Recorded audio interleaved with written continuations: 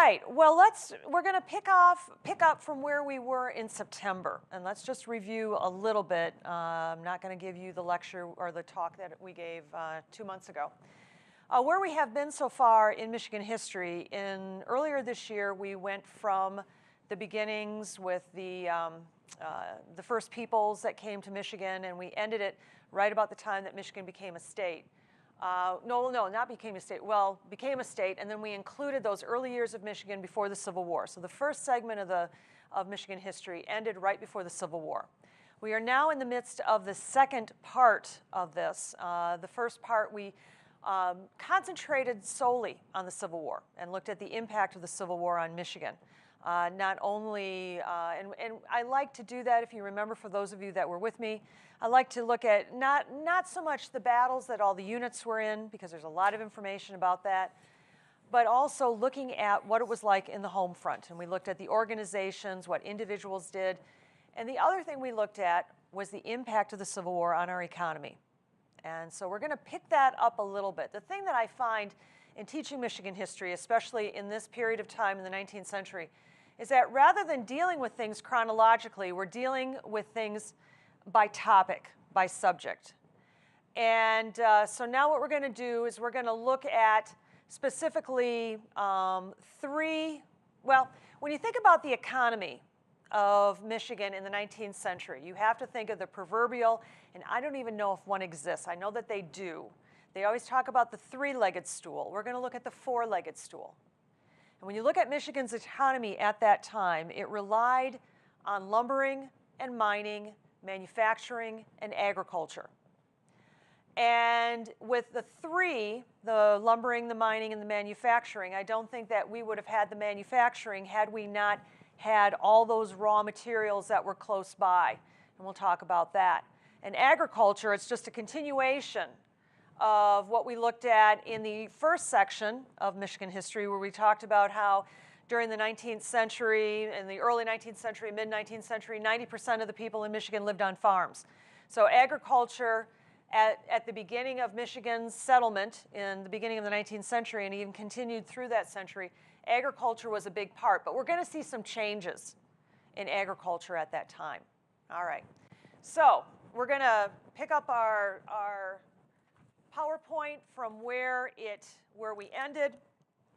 And where it ended was we looked at books that deal with the Civil War, and you're also going to find when you're talking about these subjects that there's also many books on both lumbering and manufacturing.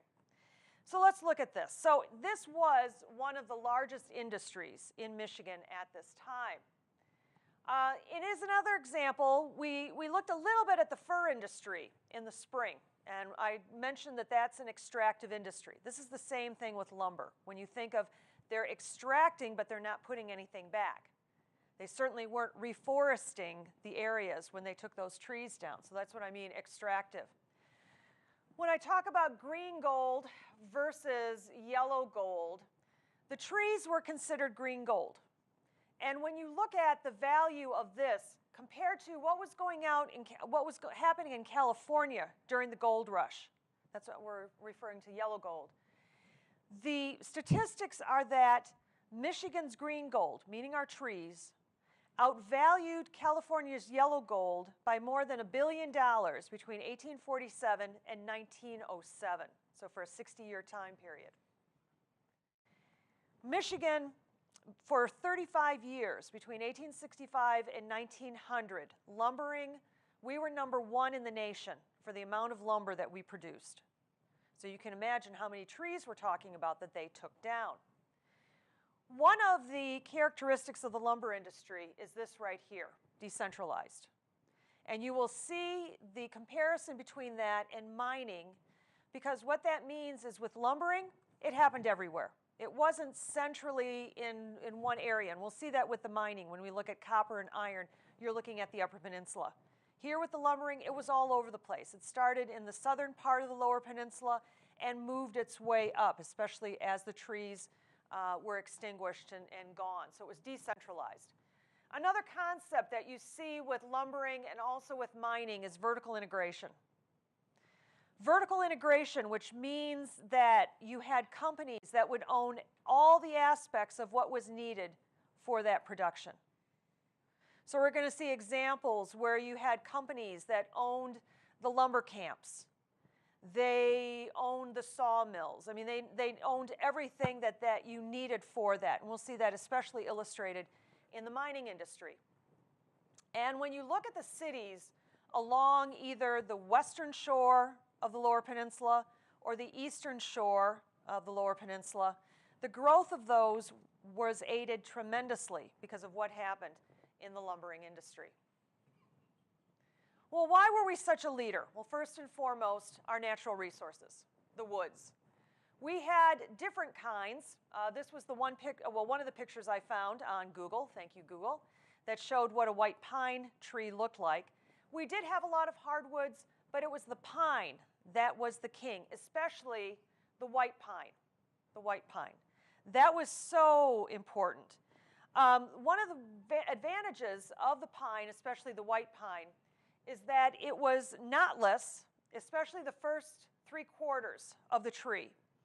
It produced in a wide range of elevation. It needed a minimum of direct sunlight.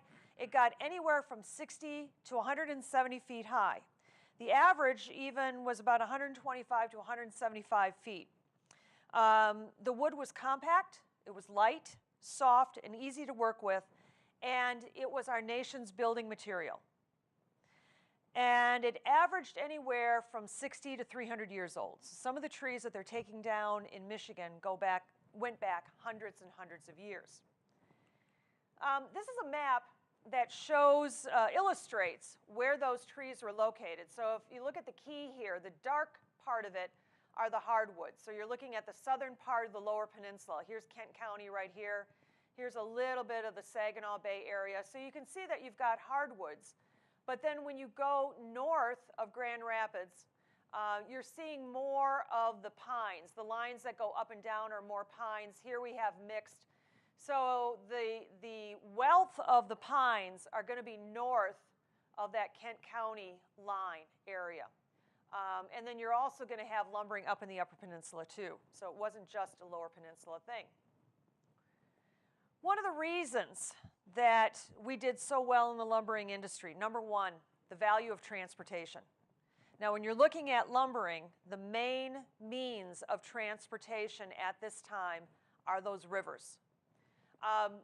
This is just some of the rivers. We have so many more. We had 30 primary rivers and streams, but a lot of branches. So the Saginaw River area, the two areas that really grew and were probably some of the busiest ones were over in Muskegon and over in Saginaw. And the Saginaw Bay, you've got the Saginaw River, you've got the Tittabawassee, the Shiawassee. I just say that because I like how it just sort of rolls around one's tongue. But they have, with the rivers and the branches, they have over 800 miles of waterways that they were able to use. You've got the Grand River here, and they had close to 6 tributaries that went off the Grand River.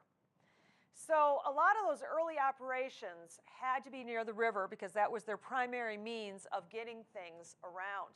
Now, not only transportation, but we're also going to see the impact of these rivers when it comes to providing power for the sawmills. Okay, the reason, well, of course, obviously, number one, there was a big demand for wood.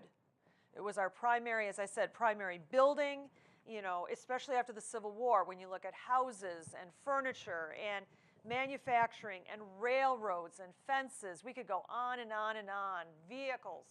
So the demand was out there. As far as the early years in lumbering, when you look at when France and Great Britain were here, they were mainly using the lumber for just their own purposes. Building a fort, building houses, dwellings, barns, things like that. The French were so wrapped up with fur that, they're basically concentrating their efforts there, not so much in looking at the wood as being anything that they could, make money out of or anything else like that. During the territorial years of Michigan from 1805 to 1837, we need that, again, for living, for dwelling, for a lot of different things. initially, when Michigan became a state, the main location was Maine and New York, as far as who were producing the lumber at that time. And it really helped that the wholesale center for the lumber was in Albany, New York. And of course, using that wonderful thing we talked about in the spring, the Erie Canal. And in fact, Michigan, when they started cutting some of the trees down, they were able to ship them over to Albany by using, putting them on a ship in Lake Erie and then getting them on Buffalo and getting them through the Erie Canal. One of the things that really impacted Michigan and aided Michigan is that the wholesale changed to Chicago, the wholesale area center, and that made a big, big difference. I threw this in because one of the things we have in our county records, Allegan County, we have this wonderful map of Singapore, Michigan.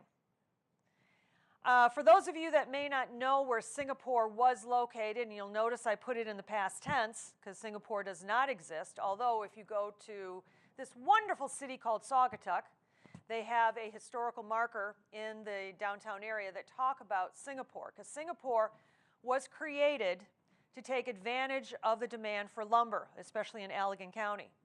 And so they were located, of course, as you can see here, on the Kalamazoo River, right where Lake Michigan was. So you talk about location. Here's a very early photograph. This is 1869. They have a sawmill there, and they have schooners that are ready to load up that and take it down to Chicago. But one of the things that happened to Singapore is that once that lumber was gone in that area, the community really, there wasn't much in the community. I mean, it had a bank and houses and other things. And so people moved on. In fact, one of the biggest investors in Singapore was a gentleman by the name of Francis Stockbridge, who was from Kalamazoo, was a politician, but at this time he was an investor in lumbering. And what he did then is he just moved his operations further north. But anyway, Singapore. This shows you how quickly Michigan moved up as far as being the leader in the state for lumbering. So you see this chart sort of starts in 1840. Michigan's not even there. By 1850, it's number 5, and you can see that it's moving slowly up. And by 1870, I could say probably from 1870 to 1900, it's number 1. And I don't see in this chart any other state that has that happen, but it was Michigan. When you look at what's important in an industry, whether it is manufacturing, mining, agriculture, whatever, obviously you look at some key elements, and one of those is labor. As far as labor in lumbering, like what it says here, it initially was seasonal work. It went from, mainly it was winter. It was a winter activity, lumbering. And so in these early years, what they did is they went to those who were farmers, who were involved with agriculture, because their seasons sort of contrasted with lumbering. Whereas in agriculture, your big time is spring, summer, and fall. Then in the winter, things quiet down a little bit. Well, you could go to a lumber camp. You can get involved with lumbering. So it was primarily, initially, seasonal work. Yes, in the most part, unskilled labor. But you can see that you're talking about what I sort of classified as 3 basic categories of people who were involved with it. Taking down the trees, transporting them, and turning them into boards. And one of the things we also noticed too with the people that were here in the lumbering is that it was fairly diverse. The French Canadians. The French Canadians were involved with the industry in Maine, and when that dried up, a lot of them moved to Michigan. And so we had a lot of people of different ethnicities that were involved with the lumbering industry. We have a lot of nice photographs of lumber camps. The ones that you're going to be seeing this evening are courtesy of a site, I don't even know it exists anymore, called Michigan Epic. But it really can show you things like typical lumber camps. Now, the lumber camps initially were very small, maybe about 15 men. But as the industry increased, some of them held anywhere from 100 to 200 employees. You can see here that here we are in the midst of winter, and there I did it again. I did the wrong one. Let's go back here. There we go. I went too fast there. There we go. I was doing so well, Beth, and then I just sort of, my thumb slipped. Okay, so we've got a lumber camp here. And here you can get a little idea, too. This is, I don't know why, but this is one pine tree that survived for at least a time being. Here's some other photographs. I always have to wonder, because these came with really no identifications other than what were on the cards. This one is 1892. But you can see some children here. I'm not saying that there was child labor. It could have been a situation where someone was coming to visit. When it comes to young boys, we see them in sawmills rather than in lumber camps. So I don't quite know exactly why they were there. Of course, in this picture, we have some animals in there. When I see them in winter, like here we have a camp with oxen, and all I can think of is wool in the winter, because that's what I see them wearing here. So here's another lumber camp, and here's another photograph, too, of men of the lumber camp. Some of the most important people in the lumber camp were the cooks, because these men worked hard. They would get up at, sometimes the Teamsters would get up at like 2:30, 3 o'clock in the morning. So you wanted to make sure that you provided them a good meal. And I don't know if this was a married couple that I'm assuming that they were cooks. That might have not been the case. But there are photographs of the tables laden with everything that you could think of that they would want to eat. Now, this photograph here, this table has been replicated, and I think it's probably still there, at Hartwick Pines State Park up near Grayling. They have, in the state park, they have a lumbering museum. The buildings were built by the Civilian Conservation Corps, and they have a lot of nice exhibits in there, including something like this that looks very similar almost to the display they have here in this photograph that they have right there. And then they have a lot of nice signs out there that explain it a little bit about what it was like there. Some of these camps would compete with food and housing to try to entice them in there. It was disciplined because you wanted to have a good worker, so obviously alcohol was not a part of it. They were to go to bed early because they would have to get up early in the morning. And so what you would have in some of these photos, I love this because you've got, it looks like someone's doing their laundry over here. You can see how they have laundry hanging from here. Here are the bunks that they would sleep in. We've got somebody with a musical instrument here, and I don't know what these two guys are doing. I don't know if they're just showing like, yes, we also can have a little fight here and there. They've also got a lot of other images of what the inside of bunks were like. That chair does not look very comfortable at all, but I'm sure it was probably very good. This one I love. I don't know the date of it, but when you look at that up there, it looks like a picture of like a Gibson girl from like turn of the 20th century or something. A little pinup they have in their cabin. Going back to Hartwick Pines, then they've tried to do the same thing to show you what these would look like. And so I know that those photos that I showed you were probably inspiration for them to show you what a bunkhouse would be like as far as sleeping goes. So there's the cast iron stove in the middle and what they would have had and what they would have brought with them. It was definitely segmented labor. I mean, everybody had a job. The one person, though, that was not part of the crew, he was more of a freelancer, was the timber scout. The pine scout or the timber cruisers or the timber scouts or the land lookers. They were all the same individual. And this was the person who would be hired by the company to go out and scout the land and estimate how much lumber would this area give you. So here are some notes here, and you can see that they're making notes as far as in what section, as far as what the soil would like, estimate like board feet, how much would you get there? And I'm assuming this is board feet. I don't think this is actual numbers of trees. And then they were obviously making maps here, and you can see they're also noting where's the waterways? How close is that going to be to where those trees are? So as I said, these were not formal members. They would contract their services out. They would be freelancers. And then they would get paid by the company, either in money or they would get paid in land.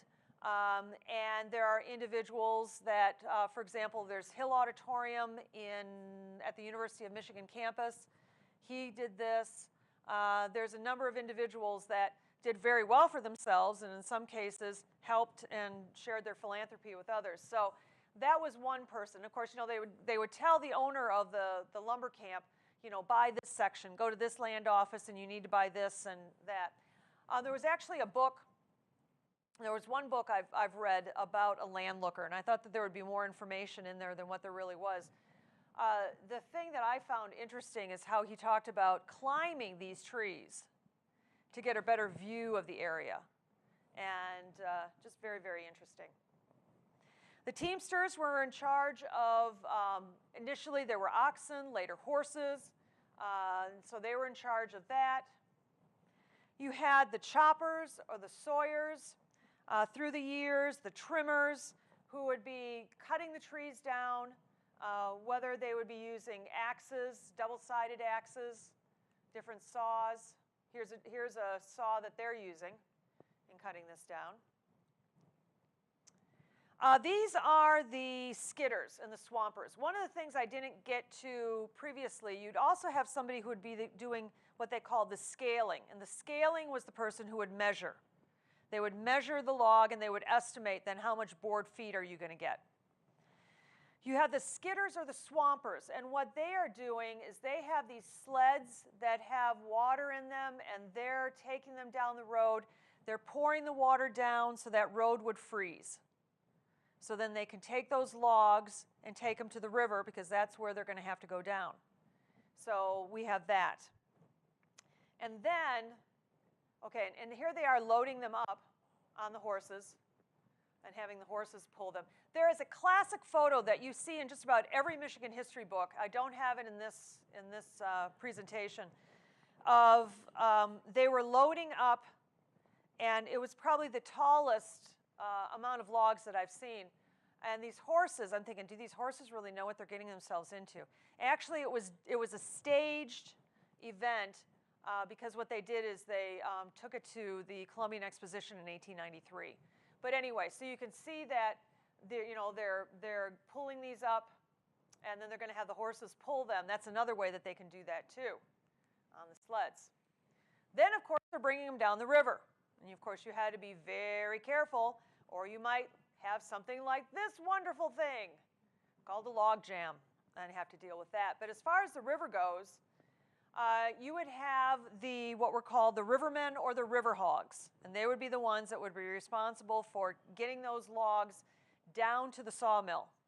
And one of the things we have here, and this is another thing that a logging company would have, is a raft, or called a wanakin.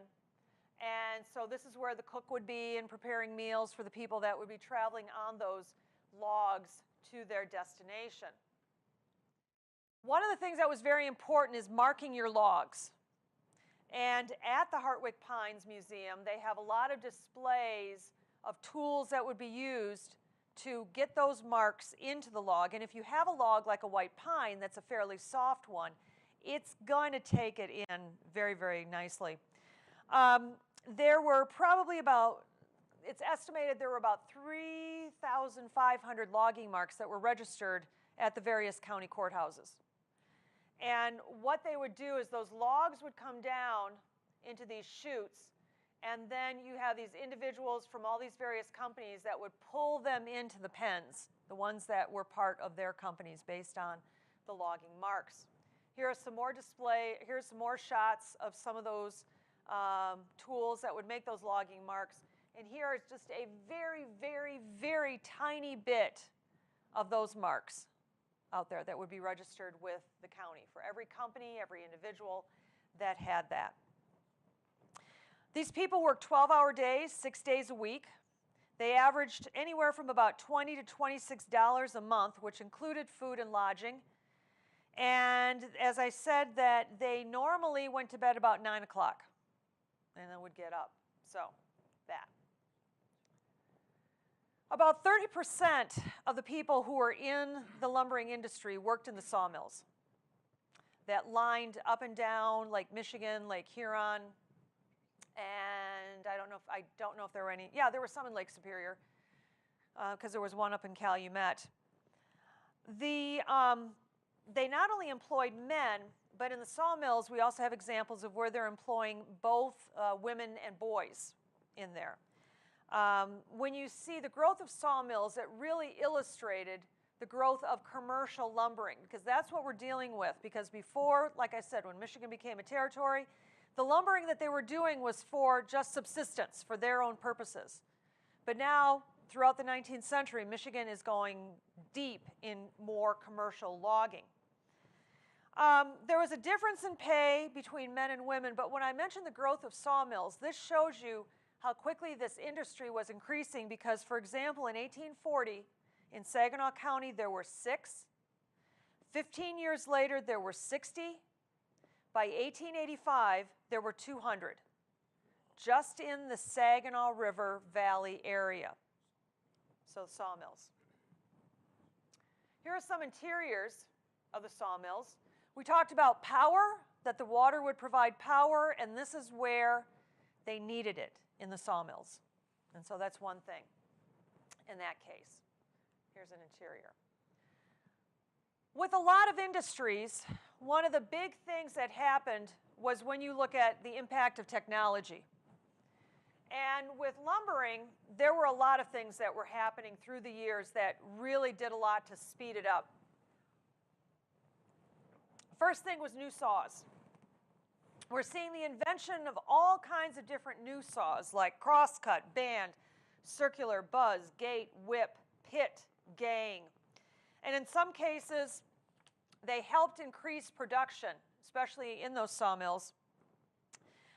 Previously, they did maybe about 1,000 feet a day. With all these new saws, they were doing 215 feet a minute. I mean, that's the difference in that. In the 1850s, sawmills usually did about 3 million board feet. And by 1882, they were doing 10 to 20 million board feet. And a lot of that was because of the change in sawmills, in the saws, in those sawmills. Another thing was the big wheels. If you go to Hartwick Pines, they have 2 of these. If you go to the State Museum in Lansing, they have 1. If you go to Empire, Michigan, up in the Leelanau Peninsula, they have 1 in front of their township museum. This was a big wheel. And I have tried so hard to find out where Mattel got the term big wheel. And whether or not this was an inspiration for them, have not found out a bit. I doubt it. It was just probably a very interesting, unique coincidence. But the thing, they were created by Silas Overpack from Manistee. And what they did, you can see they're 11 feet in diameter, and they could carry 3 to 5, this looks like it's carrying like 6 logs at a time. And what was really good is because roads get muddy. And this allowed you to possibly do logging during the summer rather than in the winter, because these wheels would make it easier to go through that mud. One of the biggest things, or I should say, before I get to narrow gauge, I want to talk about sawmill improvements. There were also improvements in the saw. We talked about saws, but the other big thing in the sawmills that really made a big difference was the introduction of electricity, because you could now go 24 hours a day instead of, whenever the water would power you, and if you didn't have enough water, what are you going to do? And that really made a big difference. Probably one of the biggest technological advances that moved lumbering along was the narrow gauge or small gauge railroad. And this was something that a gentleman from Muskegon went to the Centennial Exposition in 1876 in Philadelphia. And he happened to see this, and it's a temporary railroad. The gauge is about 2.5 to 3.5 feet. Now, I've always been asked, and I finally found out, what is a regular gauge, meaning the space between the rails in a regular railroad? 4 feet, 8.5 inches. So I'm right? All right, good. Okay. So with a small gauge, it's 2.5 to 3.5 inches. So these are temporary. They're not permanent at all. But what they allow you to do is they allow you, as it says right here, to go 12 months out of the year. You don't have to worry about muddy roads. You've got a railroad. And what it also allowed to travel into the interior, and this is where we see a lot of the clear cutting going on, and it really increasing. We had probably at one time 89 different small gauge railroads owned by the lumber companies that had about 4,500 miles of track. And the historian Bruce Catton, who wrote a great little book about Michigan, and I may have mentioned it before, and also did a lot about the Civil War, grew up in Frankfort, up near Crystal Lake. He estimated that it cut lumbering by 50 years in Michigan because of the impact that it had. Okay, here's some other pictures of that. You can see here how they're loading the logs up.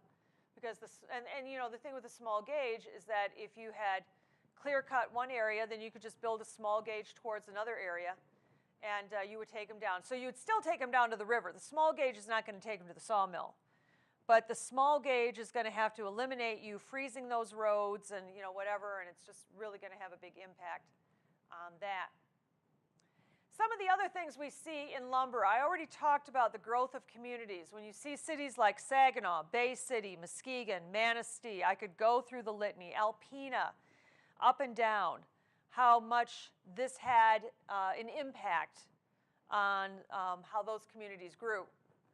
Related industries, and this we get into a little bit with manufacturing in Michigan.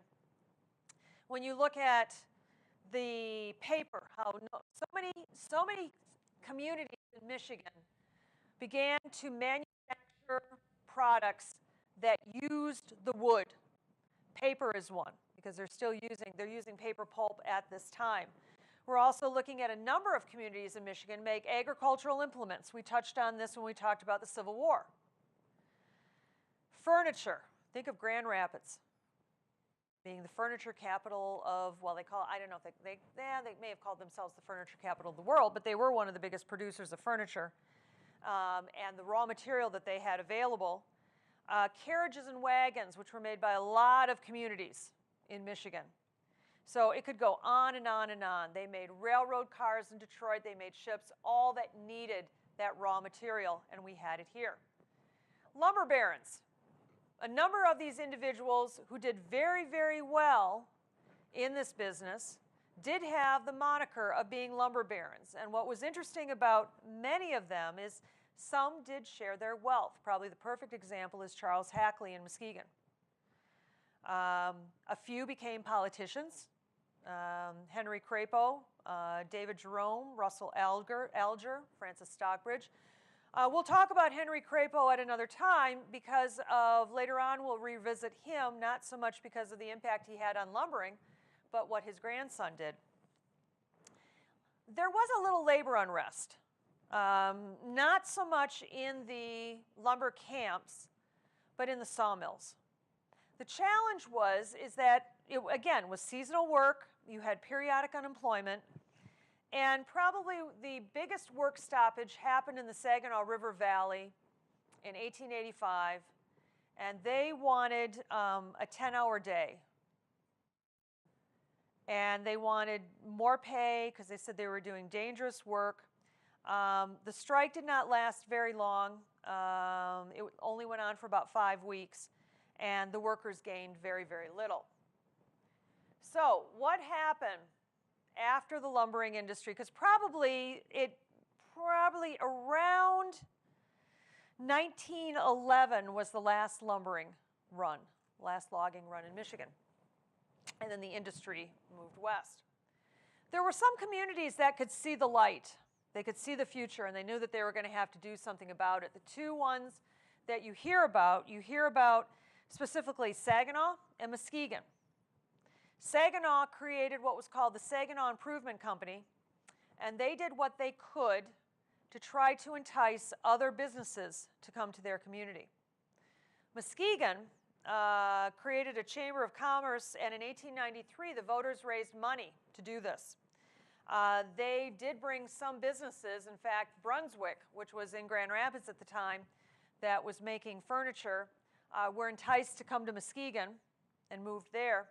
And by 1902, Muskegon was able to prove that they brought 41 different manufacturing firms compared to 13 shortly. I should say, let me rephrase that. There were 41 manufacturing firms in Muskegon in 1902, and of that, 14 came as a result of the incentives that Muskegon put out. So in their case, that really worked out very, very well.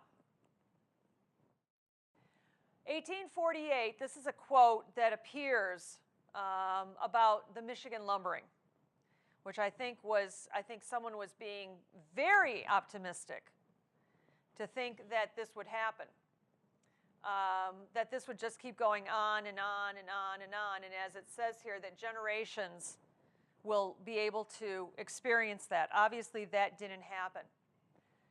It took anywhere from 100 to 300 years to grow these trees. It took 50 years to cut them down.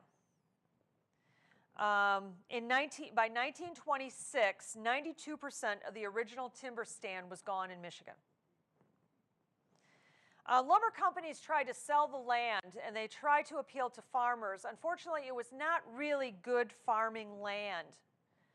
And much of the land fell into the hands of the state, and we will revisit what happened to these lands because in some cases, some of our state forests are some of those properties, and then we have programs during the 1930s with the Civilian Conservation Corps when they finally begin to reforest those lands that were taken down.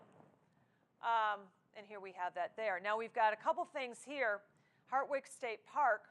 Hartwick State Park is interesting because that was land that was given to the state by Karen Hartwick in 1927. Her husband had passed away in World War I, and her father was a very big lumberman, and it was probably the last stand of virgin white pine that was left in Michigan at that time. Initially, it was, well, I think now it's 9,000 acres. It grew because the original gift was about 3,100 acres, so that was pretty good. And we talked about the Civilian Conservation Corps, so lumbering. And these are two pictures that I took not too long ago at Hartwick Pines, where you can really get the feel of the pine trees. Anybody have any questions about lumbering before we move on? Pat? How did they clear those narrow gauge railroad tracks in the winter when the snows were heavy, so that they were still useful during that time? I am not a railroad person, so I can only gauge, that if you look at some of those railroads, I think they had things on their engines that would clear out the snow for that. It's interesting for me that there's still, I remember when I was young and my parents took us up north to what was going to be the quintessential up north trip, and it rained every day. In fact, it was even raining while we were passing over the Mackinac Bridge, and my mother's bailing our car because our car is leaking. But anyway, we were up near Newberry, and they had this railroad. I want to say it was the Toonerville Trolley or something. And it would take you to this boat that would then take you to Quamanon Falls. That was a narrow gauge railroad originally. And of course, when I was like 9 years old when I rode it, and I didn't know. I mean, somebody had a monkey. That was the biggest thing that caught my attention. But then when I'm later reading about this and that it used to be a narrow gauge railroad, and I'm reading this as I'm this is so cool. And it's not because there was a monkey on the railroad. No, I mean just the idea. So I don't know how many of them are still around and still being used. Yeah, There's still a lot in Colorado? A couple of them. Okay. Alaska, too. They have narrow gauge up there? Most of them are tourist railroads. Yeah. But there are a lot of remnants. I mean, there's railroad people that go around, particularly in the state of Michigan, that look for remnants of old roadbeds And the narrow gauge, yeah, whether it was there. But if you know where to look, you can still find some of that stuff. Yeah. Yeah.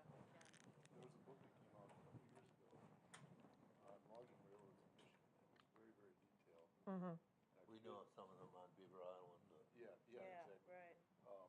And if you want, I can get The citation, yeah. text that covers Okay, it to you. good. It was at a railroad meeting in town.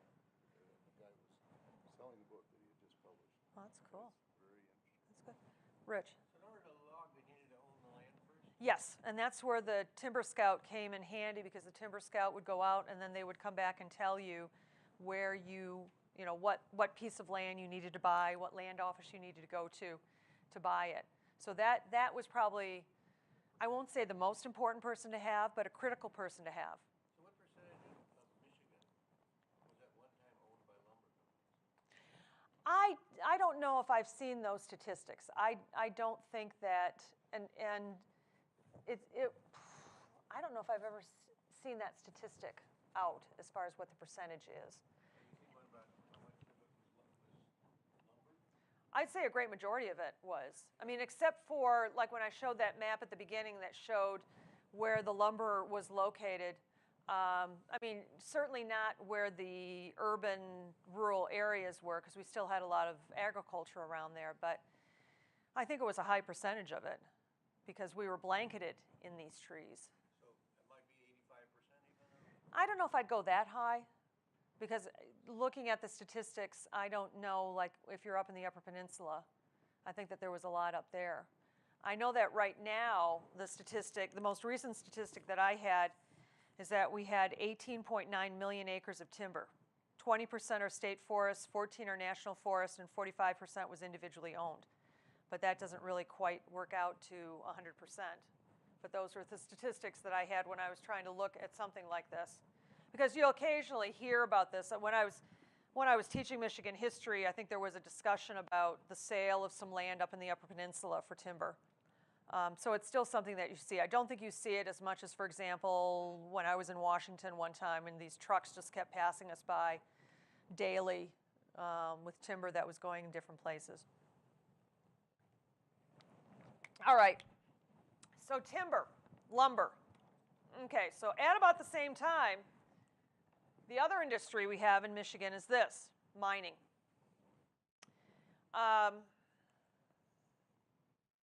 When you talk about mining in Michigan, there were many different types of natural resources that we were mining, but by far the two biggest were what you had up in the Upper Peninsula, copper and iron. And it's interesting when you look at them because there are some similarities and there are some differences. Let's check with copper first. We know that the first time we started this Michigan history series, we talked about the first peoples of Michigan, and we looked at the Paleo, the Archaic, and the Woodland. And one of the things about the Archaic Indians, the Native Americans, is they were known as the Copper Indian, because we know that we have evidence that they used copper in 5000 BC. So they were well aware of the copper deposits in the Upper Peninsula. The French, through the writings and the Jesuit relations, make statements about the copper, seeing it in Lake Superior, seeing it around the Keweenaw Peninsula. The British, the French, I should say, you know, they sent explorers to look and see whether or not it'd be mined, but it was never practical. And remember, again, what were French concentrating on? Fur. That was their economy. Britain was the same way, although they actually tried in the 1760s, and they wanted to pursue it, and they actually built a fort and furnace at Sault Ste. Marie. And they began to dig some shafts near Lake Superior, exactly where I'm not too sure. But again, they decided to give that up and go back to the fur. So no really big movement on either of their accounts to take advantage of the copper. Then we get into when America takes control of Michigan in the late 18th century. Congress had authorized the president in 1800 to collect information on the mines in Lake Superior, so they knew that they were there. And Lewis Cass, whose fine photo we have here, we talked about him when we were talking about statehood, After the War of 1812, to try to get a better view, to give people a better picture of what Michigan was like, in 1820 had an expedition that traveled around Michigan and collecting information about it. And one of the things that they collected were examples of copper, and they brought it back down to Detroit for people to see. And here is a map of Michigan at the time. I think this map, and I don't know exactly, I can't remember what date this map is from, but if you see it up here, it talks about copper mines over in this area. Then we have this guy who's absolutely, totally no relation to me whatsoever. No relation to me. But anyway, after Michigan becomes a state, he becomes the first geologist. And I don't know what the story of his dog is, but this drawing, this painting actually came in the 1960s. Michigan Bell Telephone did a series of drawings of different episodes in Michigan's history, and they did one of Houghton. And I think that they had looked at this painting because, oh my gosh, who's in the picture? The dog. Anyway. So Douglas Houghton went up there in 1841 and confirmed that there was copper, but said that it was going to have to be extracted. It was not just laying around the ground for you to go by and pick it up. It was going to be a little bit different.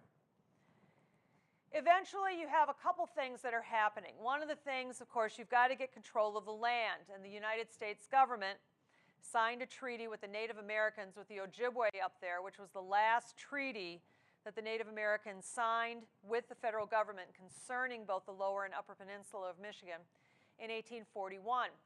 And if you can see how quickly things were changing, within 2 years, you have a mining office opened, and a year later, you have this fort being built way at the tip of Copper Harbor. There was a concern that the Native Americans would not be too agreeable with all these miners coming in, and so that's why you have Fort Wilkins being built. I don't think there was any episode of any Ojibwe having any physical altercation with any of the potential miners coming up.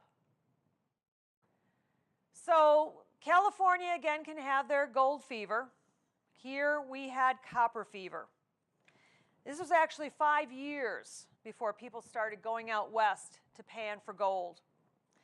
And it was saying, I love this, I wish I could remember where I got this quote. It said that everyone came to the Keweenaw Peninsula. Ex-lawyers, ex-preachers, ex-husbands, but no ex-miners. So a lot of people who wanted to take advantage of it, but very few people who had any experience. By 1845, over 700 permits were issued by the federal government. There were 45 mining companies that started, and in fact, by 1846, over 102 mining companies had been created. Many, many failed. You can see the obstacles. Well, this one, that's no surprise. Obviously, the environment and the isolation. And this is something that sort of confounded the British, too. It's like, I mean, you're getting this copper way up in that Keweenaw Peninsula. How are you going to get it back to the market? Transportation was always a challenge, and we'll see how they dealt with this with the mining. And again, they found out the trouble of how to extract this copper from the ground. What we find with the copper, at least, is that there were 3 basic ranges. The copper ran up and down the Keweenaw Peninsula. The 3 basic ranges included, you have Copper Harbor, Eagle River. So you have up in this area, and you can see here, Eagle Harbor, Copper Harbor, Eagle River. This was one area here. Then you had the Portage Lake area of Houghton and Hancock. And then over here, you had, this one doesn't go that far, but you have Ontonagon. So you had here, here, and up here. 95% of copper is embedded in conglomerate, so extraction was going to be expensive. I mentioned that between 1845 and 1865, more than 300 companies started. Only 3 paid dividends. So what did these companies have to do? A lot of the money for this mining, whether it was copper or iron, came from the east. Came from Boston, came from New York, came from Pittsburgh, Philadelphia, and even I have to say the Midwest, because some of this stuff, some of the money came from Cleveland, because it was so expensive to do this. What was copper used for? Well, there's a lot of different things. We look at here, utensils, ship bottoms, coins, plumbing, electrical industry. It's interesting that after Thomas Edison in the 1870s, close to 70% of the copper from Michigan was used in the electrical industry, in light bulbs. Okay, so lumbering was decentralized. Mining is centralized. We talked about those 3 areas of copper. We're going to see that iron has 3 different ranges. So it's centralized there. It's not scattered throughout the state. And for that, you have to thank the millions and millions of years that that area developed through evolution. Also, the other thing we have here too, we already talked about investment money and the area of vertical integration. And we're going to see that even more here. At one time, this is how much copper Michigan provided. And that is pretty impressive. But keep in mind, too,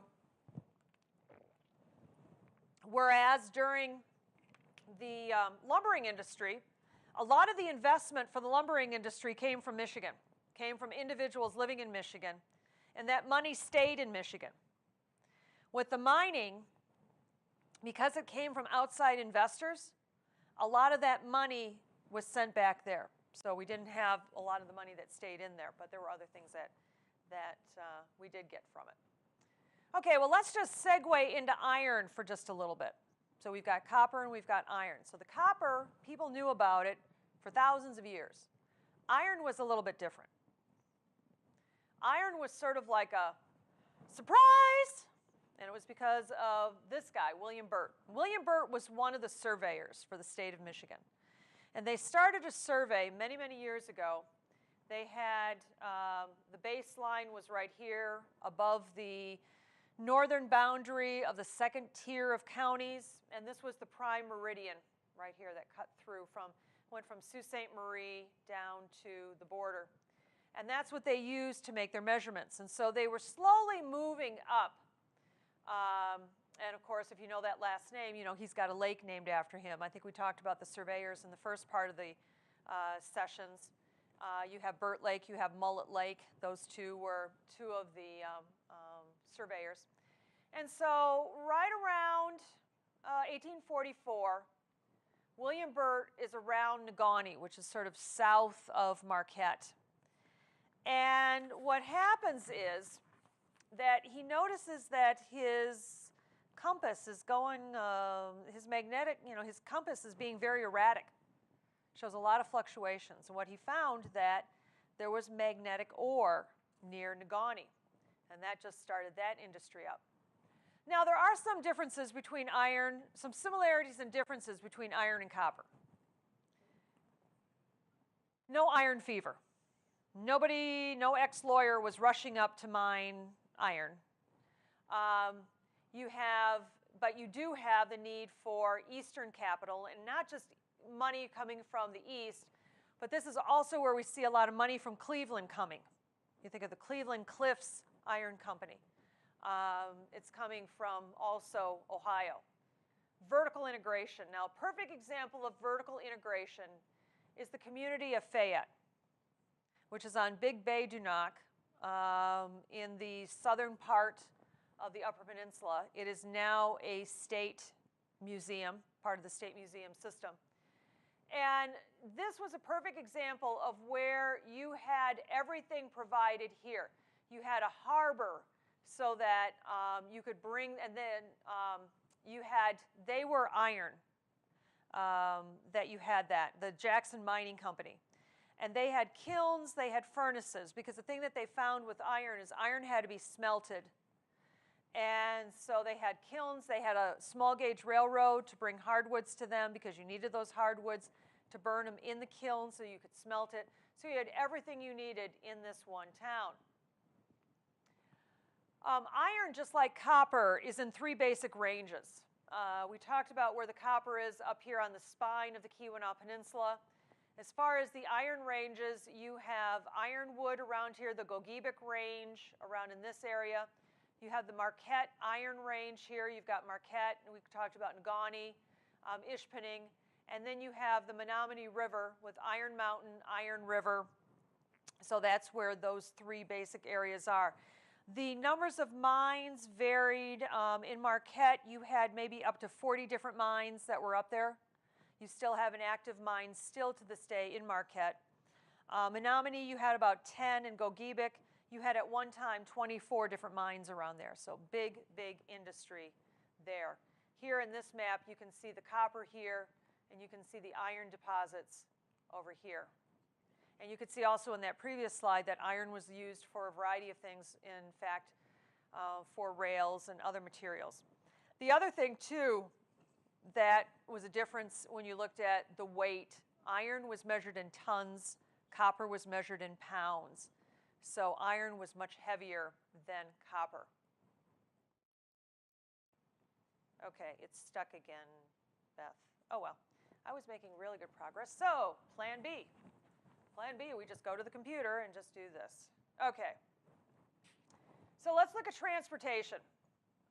Well, you could try to do roads, and that's what they did originally. In fact, they built more roads up there. They did have railroads during the Civil War that they built up there, but by far the biggest thing was going to be dealing with this area here at Sault Ste. Marie, St. Mary's River, between Lake Superior and Lake Huron. You could see here what you had to deal with, and that was the drop between the two, 20 feet, between Superior and Huron. Now, previous to this, because probably for the first 10 years of mining, if you had ships that were going to go through the St. Mary's River, they would portage. Now, can you imagine dealing with that? Literally, you're taking everything off this ship, carrying it over on land, and then putting it back on the ship. So something was going to have to be done. Now, they went to the federal government and said, can we please have some money to build a canal? And Lewis Cass was a big proponent. And at this time, Lewis Cass was in Washington, so he could really lobby for the state. You had other people that thought it was like, you were talking about putting like something on the moon. It was so far away. But in 1852, President Millard Fillmore approved the construction of a canal. And he gave 700, he's not going to give money, he's going to give land. He said to the person who builds this, to the company who builds this, they're going to get 750,000 acres of land they can buy anywhere. And so the individual that did this was this guy. This is Charles Harvey. He was 23 years old. Now, I don't think he was 23 when this picture was taken. So he was 23 years old, and he was a sale agent for a scale company, traveling up in the UP to various companies. So he knew the problems that they were dealing with. And so he formed the St. Mary's Falls Ship Company, and he got the contract in 1853, and he promised, I will have this canal built in 2 years. 2 years. Or he's got to return all that land. Okay. And so what they did, and what they actually did, now this is another drawing that was done. You'll notice that, Mr. Harvey has got that same hairline when they did this. Looks a little bit older than 23 years old, I can tell you that. But this is a drawing that was done in that Michigan Bell Telephone drawing series about the building of the first canal up at the Sioux. They employed 1,600 men. They worked 12 months out of the year, including during the winter. They used picks, shovels, mules. There was new equipment that was invented, and it was completed in June of 1855. Yeah, this is not. Okay, and this is a later photo that shows one of the canals. This wasn't in 1855. This would have been taken later, up at Sault Ste. Marie. So there were 2 locks. And what did he do with the land? Well, of course, what he did for his investors and himself is that he's going to choose good lumber land, because then what you can do is you can chop that lumber down and make money. So he did that. And so he got land in the northern Lower Peninsula and in an area near the copper region. Well, what sort of impact did the Sioux locks have in the production of both copper and iron? Well, if you look at these statistics, it shows the difference between 5 years, between when the canal opened and 5 years later. And I think that you can see the impact of improving transportation for the production of this. When you're looking at a difference between 2 million and 11.7 million of copper and 1.5 versus 115 million tons of iron ore. So it really, really made a big, big difference. Here is a much later picture of the Sioux Canal. And we know how important this is for transportation, even today, because they talked about the impact of, because it is older infrastructure and the need to improve it, and I think that the federal government allocated some money to build a new lock or to improve the locks because of the importance it is in transportation. And the statistics that are out there about what would happen if the locks had to close down and the impact that would have on our economy is huge. Water transportation was very important, especially when it came to transporting iron. And when you talk about technology, one of the things with technology with this is the improvement in the ships. So originally you've got schooners here, which was used originally for the transportation of copper and iron. But then as technology creates better ships, more efficient ships, heavier ships, larger ships, you've got a whaleback right here. And then up here in 1886, not that this is when this picture was taken, but in the late 19th century, you get steel ore carriers, and you later get freighters and superlakers. So transportation is a real big, important key. Of course, you also have railroads, too. Working conditions in mining were very, very dangerous. Normally, you would have maybe 2 to 3 men teams. They worked 10 hours a day, 6 days a week, 2 shifts. Sometimes they got paid according to how much they extracted. You have, let's see, I think in some cases you had a crew underground, you had a crew above ground. Sometimes the crew below ground were paid more than those above ground. We've got some photos of miners, and you can see that they've got candles in their helmets for lights. You can see it up here too. You can see that they're using pickaxes and other things initially. Originally, just like with lumbering, this was seasonal work, but they would arrive in the spring and leave in the winter. Things began to change when you had the demand and also when you had things like electricity that allowed them to go down into these shafts and do drilling. The initial miners came from areas where they had mined. For example, there were lead mines in Wisconsin, and some of those miners transferred up to the copper mines in Keweenaw. So I guess you could say in some cases you had maybe some skilled labor initially.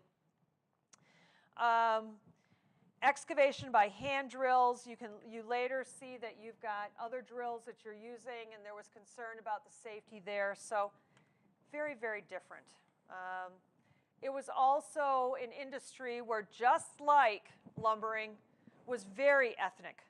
The ethnicity up in the Upper Peninsula, you had Cornish, Swedes, Finns, Germans, Irish, Italians, Eastern Europeans. In 1870, Calumet Township was 64% foreign-born, a lot because of mining. Houghton at one time had several languages. Churches were organized according to ethnic lines. They had publications that were written in a lot of foreign languages, so very big ethnicity up there. Technology also had an impact in iron mining and copper mining. When we look at not only new tools, we talked about electricity, we talked about not only the ships, but when you talk about how they loaded them and how they unloaded the material there. One of the other things we see in mining, you had so many different companies, and there was consolidation. So you had a number of mining companies that consolidated some of the mines, and the numbers of companies shrunk because of the consolidation. We also talked about smelting, that you had to do that for iron, so you had to take that in consideration, and in some cases later on, it became more efficient to put it on ships and take it down to either Cleveland or Gary, Indiana. Cleveland, Ohio, or Gary, Indiana, and let them do the smelting down there. One of the things that we see with mining is some of our educational institutions. You had this Michigan School of Mines, which later was known as the Houghton College of Mines, which is now Michigan Tech. That was started in 1885, and I know Beth knows Michigan Tech very, very well because two of her sons went there to school. So one of the things that we see in iron and copper that we don't see in lumbering is the area of paternalism. And I think you see that specifically with the mining because of the isolation. And what these companies want to do is they want to provide things for their employees. They want to, as I said here, create infrastructure. They want to create, as you see here, a high standard of living, keep them tied to the company, of course, obviously influence their behavior, and the biggest thing was to discourage any unionization. They didn't want to have to deal with that. Oh, let's go back to paternalism.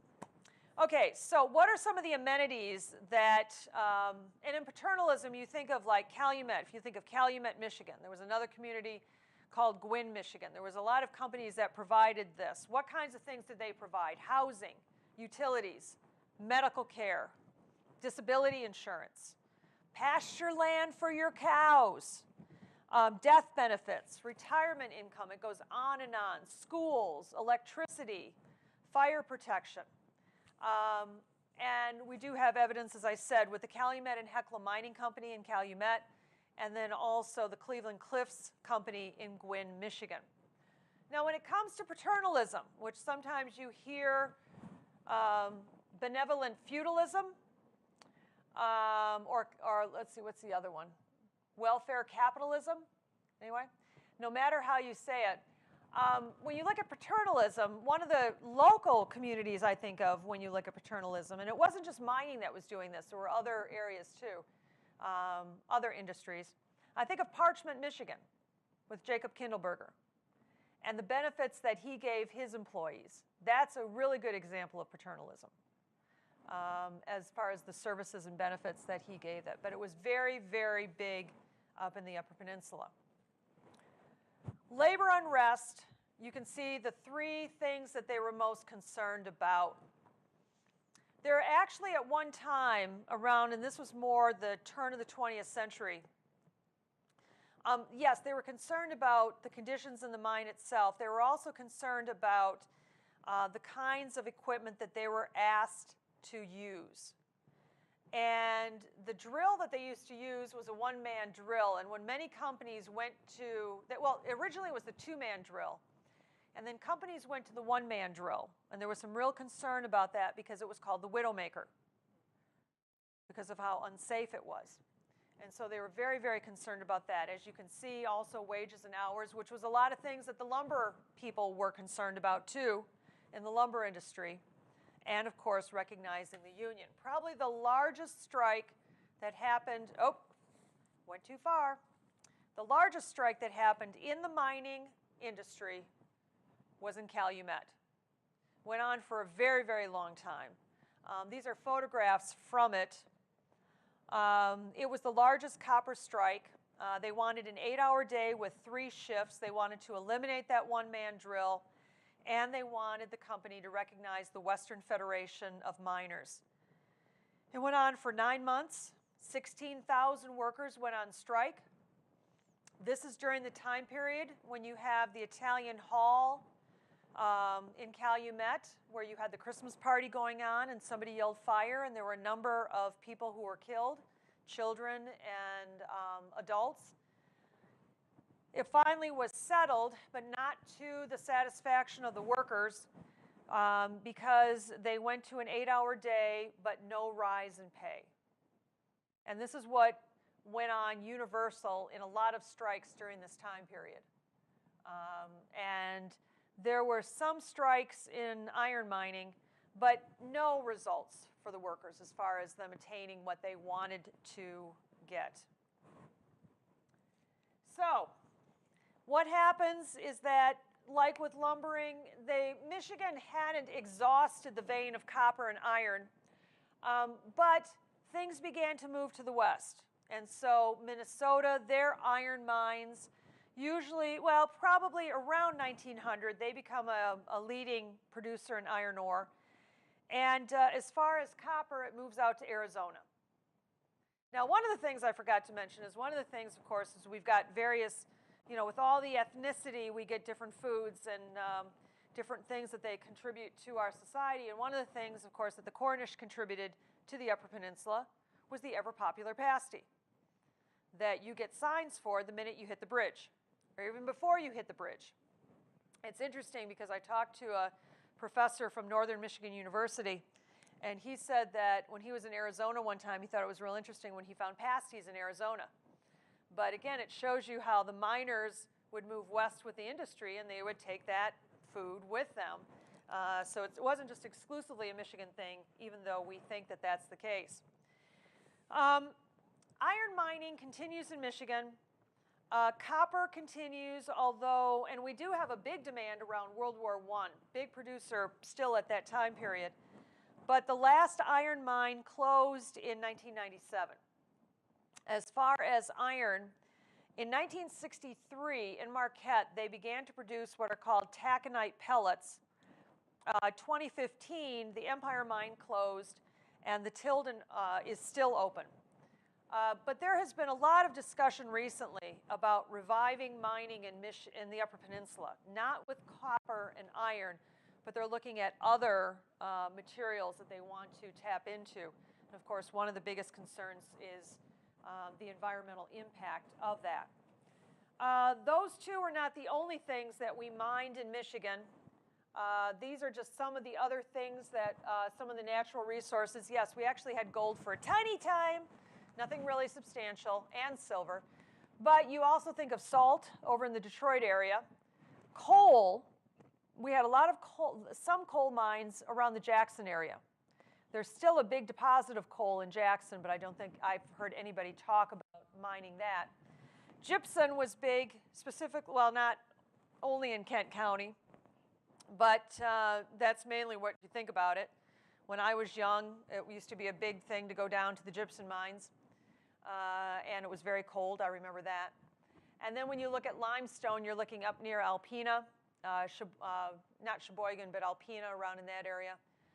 So there were other things, and we continually hear and see examples of, for example, sand and gravel, mining that per se. All right. I've got maybe, I would say, about 5 or 10 minutes. And just to make sure that you're aware, I'm not done with this second section of Michigan history. And we won't be back in December, but I'm coming back in January. So we will finish this second section of Michigan history because we will venture into manufacturing just a little bit. And then what we've got, I mentioned agriculture. I don't think we're going to touch that tonight. But then what we're going to look at are the changes in the cities that are going on at this time. So we're going to look at urbanization and also progressivism. So the reaction to what was going on in the cities. And so that's where we end up with the second section of that. So just to let you know that we're not going to be finished tonight. We're going to keep it going, but we'll have to wait until 2019. Which is fine. So, Okay, so let's get started on this for just a little bit, and I promised Beth that I would get done. I don't know if they're going to ask us to leave or what, so we'll just do our best. So when you look at manufacturing, so now that we've looked at lumbering and mining, we'll see the impact of all of that, what that had on this next industry, and that's manufacturing. Getting back to what we said about how so many people were farmers and agriculture, but we do see, and so where do I get this percentage? Well, it's really nice because in the census material that's out there, there's agriculture. Every 10 years there was an agriculture census, and also too there's statistics about manufacturing, so we're able to come up with something like that in 1870, that we've got an increase in manufacturing, probably due to the fact of course, because we had that Civil War that really did that. All right. No, that's an additional number in addition to that, because when you look at 1850, that's more of the people. 1870 talks about the companies. So now it says 174% increase. I think in those, the manufacturing that we had in 1870 may have not needed as much labor as what they did later on. Well, a lot of this makes, okay, raw material, I don't have to go into that. We just talked about that. Transportation, we not only were able to use the water, the lakes, but also the railroads. And when I talk of lakes, I talk about the Great Lakes, but also the railroads. And you can see the statistics as far as the growth of railroads in that 40-year time period. Now, just as an aside before we get into manufacturing, it's at this same time that railroads are now venturing into this. And I might add that I promised Don Meintz, who was a longtime member of the Kalamazoo County Historical Society, has written his 10th book on railroads. And his latest book that's coming out is on the Grand Rapids and Indiana Railroad, the Fishing Line Railroad. So you have a lot of these railroads now in the 19th century, after the Civil War, that are encouraging tourism. And they're involved with it too. So when you look at something like what kinds of things are they building? Well, a lot of those railroads built hotels in so many of those communities that we like to go to in the summer. And when you look at the Grand Hotel, you've got Francis Stockbridge again, who's involved in investing, but you've got not only the railroads, but also the companies that are bringing people to Mackinac Island that is building the Grand Hotel. So railroads, yes, are important when it comes to manufacturing, but they're also getting into some other things. And I just had to throw these in because I just thought they were really great pictures of Mackinac Island. Mackinac Island, when you looked at that, their first vacationers were there in the 1830s. It was our second national park. But in 1895, the fort closed, and the fort and the national park was turned over to the state and became our first state park. And there you can see the photo in the right-hand corner with the fort in the background. Okay, so let's go back to manufacturing. That was a little segue out of that. What's helping manufacturing? Along with having raw materials and transportation. Well, we're having new means of communication, meaning telephones. So, I mean, when you want to make, try to sell your product, communication. We've also got technological improvements. Probably one of the biggest things is new sources of power and the impact that that has on some of our manufacturing plants. Labor, well, you've got a lot of people coming in here through immigration. They're going to need places to work. And in some cases, especially in the lumbering industry, as the need for labor in the lumbering industry diminishes, they're going elsewhere. They're going to the cities to work in manufacturing. These two photos here, this one right here is the Whitcomb Furniture Plant in Grand Rapids. You can see St. Adalbert's Catholic Church in the background. This is the Gibson Guitar Factory in Kalamazoo. This is an aerial photo. And the thing that I love about this one with Gibson, in the early years, so many of these factories had to be located near water for power. Once electricity comes, they don't have to rely on water power, and what's going to be more important for them? Do you see what's over here on the side? Transportation. Being near the railroad is going to be more important for that. Now, manufacturing in Michigan, when you look at the general location, it's going to be more in the southern lower peninsula, because that's where you've got the labor and that's where you've got the transportation network. Now, we also see, again, vertical integration, where you have some companies that are not only producing the product, but have the railroads to transport it and the other means to it. And of course, also we see a diversity in the types of things that we're making. Change is going to happen around the turn of the 20th century when so many of our communities embrace the automobile. But at this point, you've got a lot of diversity in the communities. They're making a lot of different products, not just one product. They might be known for one product, but they're still known for Flint, Jackson, Pontiac, Kalamazoo, Grand Rapids, Lansing. They're making wagons, among many other things. So just a wide variety. Detroit, stoves, wagons, shoes, railroads, just a lot of big diversity. Labor and manufacturing. I love these photos. This is the corset strike in Kalamazoo. And these women are picketing. In the 19th century, they had trade unions, and they were grouped according to the kinds of jobs that you did. There was an attempt to organize nationally after the Civil War, and that didn't last all that long.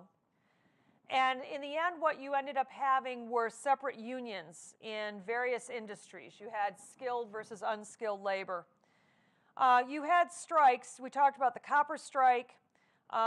In here, this corset strike happened in 1913. There was a furniture strike in Grand Rapids in 1911. And a lot of them are striking for the same reasons. They want higher wages, they want less hours, and they want recognition of the union. In the case of the corset strike, the women also, it has been said that this was probably an early example of sexual harassment, because the women had to buy their thread from the foreman. And they were given, special favors if they did things for the foreman. And of course, they struck, did not really get anything. But the thing I find so interesting when you look at these photographs, and these were actually part of a civil suit, or not a civil suit, but a suit that was filed against them, a court case in court, but how well they're dressed for this. When I taught Michigan history at Western, I had students read the newspapers to see how the newspapers portrayed the various strikes around Michigan at the time, because we read a book about the furniture strike. And it was interesting with this one because they emphasized how the women prayed. I thought that was very interesting. Unfortunately, in all of these cases, they really didn't get what they wanted to get. So labor unions, not really all that successful. Another thing we're going to see in manufacturing is the use of publicity to try to get the word out about your product. Kellogg's was probably one of the first, I won't say one of the first companies, but they were really good at advertising, giving you different incentives to buy their products. And so the use of advertising, especially in magazines that are out there. The reason why I have the picture of the Columbian Exposition in Chicago is because the World's Fairs, whether it was Philadelphia in 1876 or Chicago in 1893, or the Panama Pacific Exposition in 1915, gave companies an opportunity to bring their products out so that the world or whoever went to the fair could see what you were producing. And a number of businesses in Michigan were in Chicago in various exposition rooms, displaying and discussing their products. So that's about manufacturing. I'm not going to get into it, but where we will begin with this when we will get back together again is we will talk a little bit about agriculture and what happened with agriculture and how agriculture changed at this time. So we will get to the fourth leg of our four-legged stool, and then we will finish by looking at the cities, what was going on in the urban areas at that time, and as I said, also looking at how they try to improve life within those cities. Does anybody have any questions at this point? Rich? Do you have any idea for those labor forces, the immigrants that came in, to what extent the labor came from within the United States, to what extent it came from externally, and how were they targeted for immigration? Because I know in many places they actually made brochures to encourage a given ethnic group to come and do farming or something. Sure, sure. And in Michigan, there has been a lot written about their attempts for many, many years to attract Germans to come to Michigan. I haven't really seen any evidence of, like in manufacturing, where they aimed for certain ethnic groups to come in, other than if they knew that this group had worked in a mine previously. I think that there might be some incentive. And a lot of the miners that came from those came from mines within the United States. I do know that there was a story during the Civil War about a group of people from Sweden that had been recruited to work in the mines, and instead, when they got to the port in Detroit, instead went to go fight in the Union battle. So I think that there are examples where they are trying to get certain ethnic groups to come. I haven't seen too much information about it. I just think that in the 19th century, you had people writing letters and saying, come on, there's jobs up in the mining industry. And so I think that there was a lot of chain migration that followed in that way. Have your attention, please. The library will be closing in 30 minutes. I think in the furniture industry, Make your final material selections at this time. I think in the If you furniture, need to apply for a library card, please come to the circulation desk located on the first floor. Thank you. The library computers will automatically Okay. shut down and end all use 15 minutes before closing. Thank you. I think that in the furniture industry, I just think that there was a immigration workforce anyway. Other than the state of Michigan recruiting Germans, I don't know of too many other ethnic groups that were recruited in Europe. But as far as when they came to the United States, I think that there was probably a big push, especially as they needed more mining up in the Upper Peninsula, as far as I know. Because I don't think of too many East Europeans being miners, but you never know, over in Europe. I think that there were some mines over there. But Well, I've seen materials used to recruit Eastern Europeans for farming in North Dakota and Kansas. So they really targeted those, right? and that was the same thing with the Germans to Michigan. So they really, the amount of publications that came out to do that. And I think it primarily was because they looked at the numbers of Germans that were farmers. I think that was one thing. So yeah, I think it did happen a lot. Some people came from the farms. They had immigrated here and then came from the farms to work in the furniture industry in Grand Rapids, for example.